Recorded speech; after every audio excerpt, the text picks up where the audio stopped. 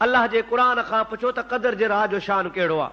अल्लाह ताला इरशाद फरमायो इन्ना अंज़लनाहु फी लैलतिल क़द्र।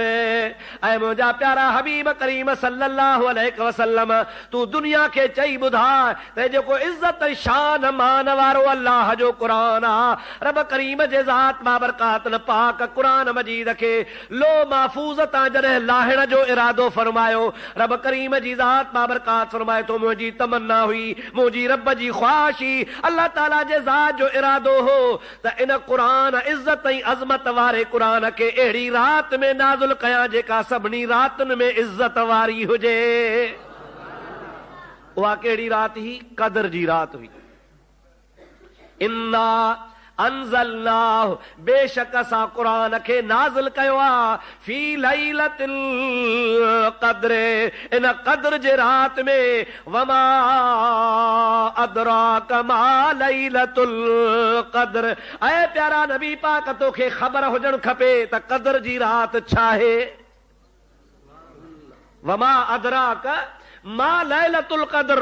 तोखे मालूम हुजण खपे, तोखे ख़बर हुजण खपे, तोखे इल्म हुजण खपे त क़द्र आहे छा। अल्लाह ताला खुद तो फरमाए। वरी जवाब पाण अल्लाह ताला फरमाए तो लैलतुल क़द्र खैरुम मिन अल्फ शहर। या क़द्र जी रात एडी इज्जत वारी आहे, इन जो एडो सवाब आहे, इन में एडी फजीलत आहे, होडो माण्हू हज़ार हा महीना जागे, हज़ार हा महीना अल्लाह जी इबादत करे, हज़ार हा महीना सजदा करे, हज़ार हा महीना तहज्जुद जी रात जो जागे, हज़ार हा महीना अल्लाह अल्लाह करे। अल्लाह ताला फरमाइंदो आहे खैरुम मिन अल्फ शहर। उहे हज़ार महीना हिकिड़े पासे, क़द्र जी रात जो जागण हिकिड़े पासे। नारे तकबीर, नारे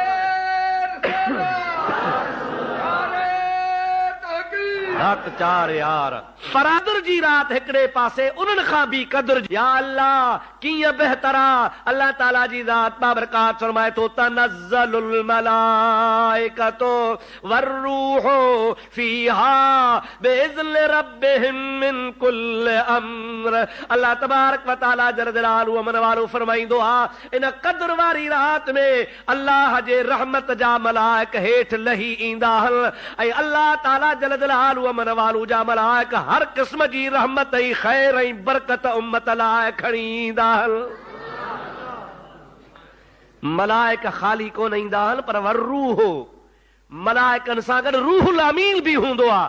अल्लाह ताला जा ख़ुसूसी मलाइक बि हूंदा आहिनि। मुक़र्रब मलाइकनि जो सरदार हज़रत जिब्रील अमीन आहे, जंहिंखे रूहुल अमीन जो लक़ब मिलियल आहे। अल्लाह तबारक व तआला ॿियनि मलाइकनि खे त रवानो कंदो आहे, पर हज़रत रूहुल अमीन बि ख़ुदा जी रहमत ख़ासि खणी ईंदो आहे। तनज़्ज़लुल मलाइकतु वर्रूह फीहा बिइज़्नि रब्बिहिम मिन कुल्लि अम्र। अल्लाह ताला फरमाए तो सलामुन हिया हत्ता मतलइल फज्र।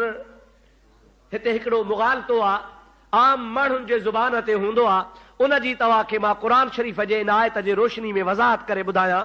आम तरह सां माण्हू चवंदा आहिनि त क़द्र जी रात हिकिड़ो लम्हो हूंदी आहे, हिकिड़ो लम्हो हूंदो आहे, हिकिड़ी घड़ी हूंदी आहे। उन हिकिड़ी घड़ीअ में आम तरह सां माण्हू ॿुधाईंदा आहिनि, असां नंढा नंढा हूंदा हुआसीं, पोइ ॿारहाड़ी में माण्हू ॻाल्हियूं कंदा हुआ घरनि में, अबा हिकिड़ी घड़ी हूंदी आहे, उन में वण सजदो कंदा आहिनि, पाणी खीर थी वेंदो आहे, आसमान सॼो रोशन थी वेंदो आहे। पोइ अहिड़े टाइम ते अल्लाह जी मर्ज़ी हूंदी आहे, जंहिंखे ॾेखारणु चाहींदो आहे उहे ॾिसंदा आहिनि, बाक़ी ॿियनि जो नसीब न हूंदो आहे, उहे सभु उन टाइम ते निंड में पइजी वेंदा आहिनि। हिकिड़ी घड़ी हूंदी आहे, लम्हो हूंदो आहे, चमको हूंदो आहे, वण सजदो कंदा आहिनि, दरिया पाणी जा खीर जा थी वेंदा आहिनि, वग़ैरह वग़ैरह। इहा ॻाल्हि ईअं न आहे मुंहिंजा प्यारा दोस्त। अल्लाह ताला जो क़ुरान थो फरमाए सलामुन हिया हत्ता मतलइल फज्र। ओॾो सिज लहंदो आहे जंहिं रात क़दर जी रात हूंदी आहे उन क़दर जे रात जी रहमतुनि जो नुज़ूल शुरू थी वेंदो आहे। सिज लहण खां वठी करे वेंदे रोज़े रखण जे आख़िरी टाइम ताईं हत्ता मतलइल फजरे, जेसी ताईं फजर जो तुलू न थींदो आहे, सुबुह सादिक न थींदो आहे, इहा सारी रात अल्लाह तबारक व तआला जल जलालहु अमर वालू जे रहमत जी पालोट पई हलंदी आहे। हत्ता मतलइल फजर, वो फजर जे उभरण ताईं इहा हिकिड़ी घड़ी, हिकिड़ो लम्हो, हिकिड़ो सेकंड, हिकिड़ो अधु मिंट कलाक न सम्झजा, इहा ईअं सम्झ त क़दर जी रात होॾो सिज लहंदो आहे, होॾो बाख फुटंदी आहे, सुबुह सादिक थींदो आहे, ख़ुदा जी रहमत ई रहमत वसंदी रहंदी आहे। अल्लाह ताला पंहिंजे बाननि खे वसी मैदान ॾिनो आहे। अल्लाह ताला पंहिंजे बाननि खे घणो टाइम अता फरमाईंदो आहे त बानो सोमणीअ खां बाद में, इशा खां अॻु में, इशा खां बाद में, 12 बजे खां अॻु में, 12 बजे खां बाद में, रोज़े रखण वारे टाइम ते, कहिड़े टाइम ते बि जेकॾहिं क़दर जे राति जाॻंदो आहे, अल्लाह तबारक व तआला जी ज़ात बाबरकात उनखे अजर अता फरमाईंदो आहे। हिकिड़ो सहाबी आहे, नबी करीम जे ज़ात बाबरकात खां हिकिड़ी प्यारी ॻाल्हि पुछे थो पियो, दुरूद पढ़ त मां तोखे हबीब करीम जी हदीस ॿुधाए छॾियां। अल्लाहुम्मा सल्लि अला सय्यदना व नबियना व मौलाना मुहम्मदिन व आलिहि व असहाबिहि व बारिक व सल्लिम अलैहि। नबी पाक अलैहिस्सलाम जे सहाबा किराम जी आदत हूंदी हुई त हुजूर करीम जे ज़ात बाबरकात खां सवाल पुछंदा हुआ, इन जे लाइ त पाण वज़ाहत फरमाइनि। सहाबी सगोरा नबी करीम खां सवाल कंदा हुआ, छो अदा जेकॾहिं नबी पाक खां सहाबा किराम सवाल न कनि हा, अॼु असांखे केरु सम्झाए हा।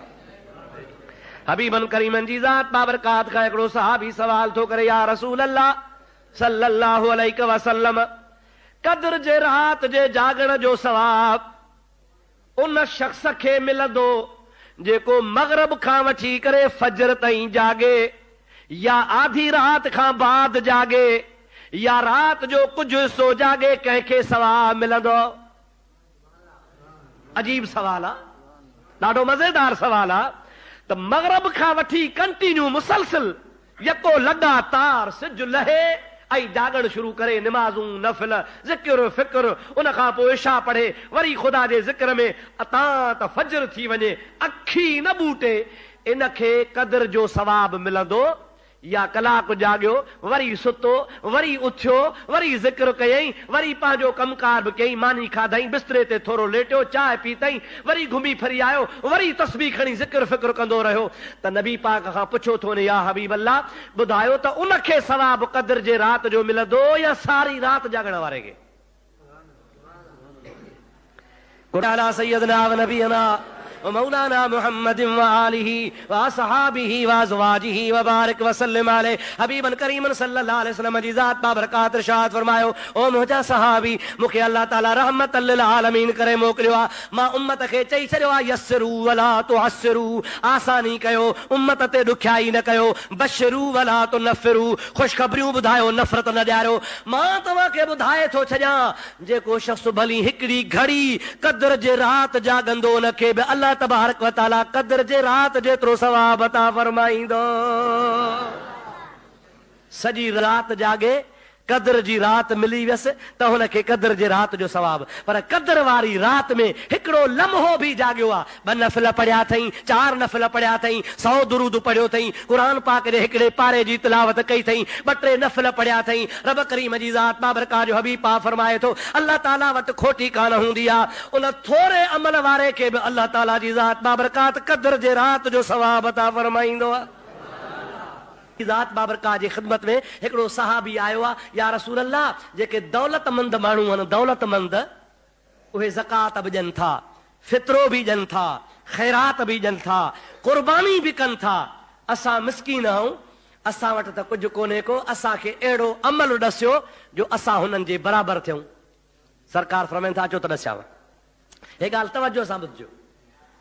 सहाबी छा चयो? अमीर माण्हू ज़कात बि ॾियनि था, फितरो बि ॾियनि था, ख़ैरात बि ॾियनि था, अमीर माण्हू क़ुर्बानी बि कनि था, हज बि कनि था। असां ग़रीब आहियूं, असांखां इहे शयूं नथियूं थियनि, असांखे मारे था वञनि, असांखे अटकल ॾसियो त असां उन्हनि जहिड़ा थियूं। सरकार दो आलम सल्लल्लाहु अलैहि वसल्लम फरमाइन था, ओ गरीबो जमल तव्हां रात जो सुम्हो त बिस्तरे ते सुम्हण जे टाइम ते 33 दफ़ा चओ सुबहान अल्लाह सुबहान अल्लाह सुबहान अल्लाह सुबहान अल्लाह। वरी चओ 33 दफ़ा अल्हम्दुलिल्लाह अल्हम्दुलिल्लाह अल्हम्दुलिल्लाह। वरी जमल सुम्हो उन टाइम ते सुम्हण वारे टाइम ते 34 दफ़ा चओ अल्लाह अकबर अल्लाह अकबर अल्लाह अकबर। 100 थी वियो। अवां इहो सुम्हण महिल कंदो, अवां खे अल्लाह ताला दौलतमंदनि जे हज ज़कात ख़ैरात फितराने जेतिरो सवाब अता फरमाईंदो। साहब जो से सुभान अल्लाह शुरू थी गरीब रोज सुमन तस्बीह हथ में ये से 100 दफ़ा पढ़ी पो सुमन। मुजादा मदीने पाक में ॻाल्हि मशहूर थी वई। जमल मशहूर थी वई त जेके दौलतमंद हा उन्हनि चयो त असांखे बि मनऊ त कान्हे, असां बि पढ़ूं था। और मुंहिंजा प्यारा दोस्त दौलतमंद बरात जो शुरू थी आहे सुबहान अल्लाह सुबहान अल्लाह अल्हम्दुलिल्लाह अल्हम्दुलिल्लाह अल्लाह अकबर अल्लाह अकबर। नबी पाक अलैहिस्सलाम जी ख़िदमत में गरीब आया, या रसूल अल्लाह अहिड़ो कमु जेको असांखे ॾिसी त असां शाहूकार खां वधी वेंदासीं। शाहूकार बि शुरू थी विया, हाणे उहे त अञा बि वधी विया, हाणे छा कयूं? नबी से फरमाइनि था कंहिंजे भाग सां रीस कान्हे, अल्लाह जी अता आहे। या कंहिंजी रीस कान्हे, कंहिंखे रीस जी ज़रूरत कान्हे। जंहिंखे अल्लाह हुजे इहो कंहिंजो इनाम आहे, चओ अल्लाह जे तरफ़ खां इनाम आहे। पोइ जे अल्लाह तबारक व तआला खे दौलतमंद खे दौलत लुटाइण सवाब कमाइण जो सवाब अता अजुर अता कयो आहे, उन सां गॾु ॿी इबादत जो बि अजुर अता कयो आहे, त असां रीस कान्हे का, इहा अल्लाह जी महिरबानी आहे। नबी से फरमाइनि था सारी रात जागण वारे खे बि सवाब अल्लाह ॾींदो आहे, थोरे जागण वारे खे बि सवाब अल्लाह ॾींदो आहे। अल्लाह ताला जे दरबार में उम्मीद आहे असां गुनहगारनि जो बि ख़ुदा जागण क़बूल फरमाईंदो। दोस्तों